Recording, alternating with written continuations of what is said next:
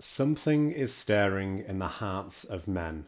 We're beginning to come up hard against many painful limitations in our traditional role models.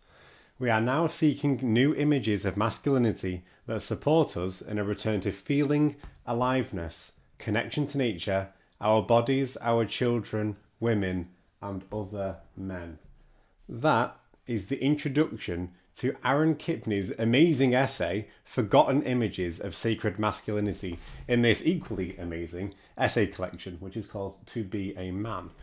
He goes on to explain the difference between two different types of God. One which is solar, as in referring to the sun, and one which is lunar, referring to the moon. So what I want to do here is to explain and explore what he means by this, what the problem actually is, and what the solution is to that problem as well. So let's start with the solar side of things. So I'll demonstrate this by having this here. When we think of the mythological characters that have got some of the biggest impact in Western society in the past 2,000 years, we might immediately think of people like Zeus or Poseidon or Hades or Hercules, or it might be people like Abraham, Moses, or Jesus.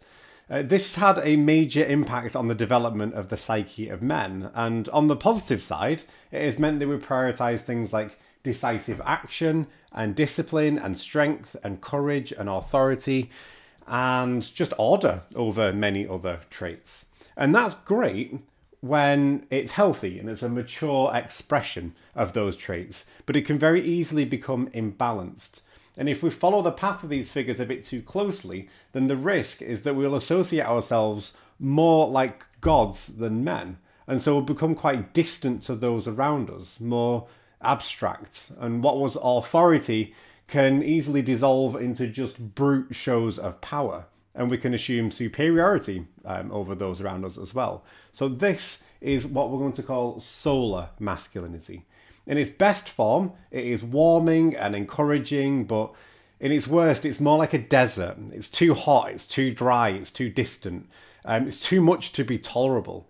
So even when we consider a character such as Jesus, although a word like power might not apply so much, discipline, courage, and strength definitely do. So the solution to this problem isn't necessarily less masculinity, it is more masculinity, but just in a different way. And that is where lunar masculinity comes in. So I'm going to demonstrate this and represent it by this little moon on the other side. So lunar masculinity might be characterized as not necessarily opposite to solar masculinity, but instead complementary. So for example, things like nurturing or protective or compassionate, appreciating harmony or balance. You could also say things like being playful or energetic or free. So if we take, for example, this man in the middle as being a father, it'd be hard to disagree with the idea that a good father should be compassionate towards his children and nurturing them and playing with them, but we might not typically think of these traits immediately when we think of the word man. So the problem becomes clear of how do we balance this solar and lunar masculinity? Well, what we're going to do is we're going to go back to the essay and return to this to one more quote just on page 26. So I'll keep this hopefully on here, but this might unfocus, we'll see. Why is it valuable to embrace earth-based masculinity? The heroic, solar, heavenly model taken alone is dominating and oppressive. The solar gods are abstract and often inaccessible to our imagination.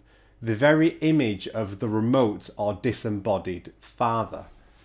As you can see here, that is partly the problem. There is no change in the solar gods. If we think back to that desert example, it's like an unbearable and constant suffocating heat. There's nothing wrong with heat on its own per se, but there is when there's no option of cold or of change or of respite from the heat in that shade. So we're going to take this a little bit further on page 27. This is quite a long quote, but I'm going to unpack it just afterwards as well.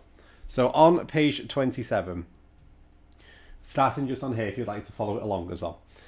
Why is it valuable to understand lunar masculinity?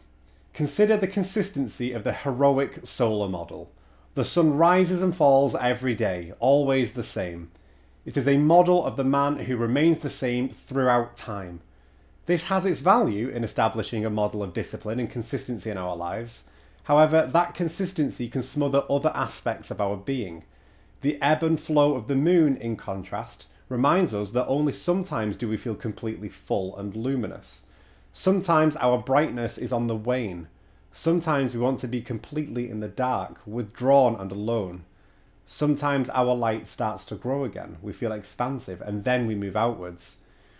If we envision masculinity as changeless like the sun, then we become alarmed when we get moody and when we fluctuate. Lunar masculinity provides a male model that gives place to emotional flux. I know it's quite a long quote that I've just gone through on here, but in my opinion, this is the biggest problem, or biggest overlooked problem with our modern day understanding of masculinity. It's the solar version at the complete detriment of the lunar version. It's assuming that man should always be X or Y or Z, and that if he isn't, then that's a problem to be fixed. And that's just not the case at all. It's like I discussed in the Fire in the Belly video, this book, another part of this series. We need to view life as a mystery to be lived and not a problem to be solved. If you've been walking through a desert for 6 hours, then you're going to benefit and desire to jump into a cold river. That is a normal thought and a normal reaction. It means that you're paying attention to the needs of your physical body and not ignoring them for the sake of your ego and what you think you should or shouldn't do. There's nothing wrong with the desert or the river, but there is a problem with only the desert and only the river. So please give yourself this freedom to ebb and to flow, to allow for spontaneity and creativity and freedom in your life. We're still allowing for discipline and courage and strength, but make sure that it is balanced. And that's the key term here. It's balance. And this is my opinion, at least. This is this man in the middle of these two parts.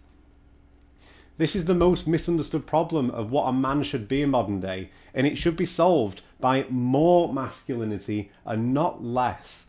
But this can only be understood if you understand the difference between solar masculinity and lunar masculinity.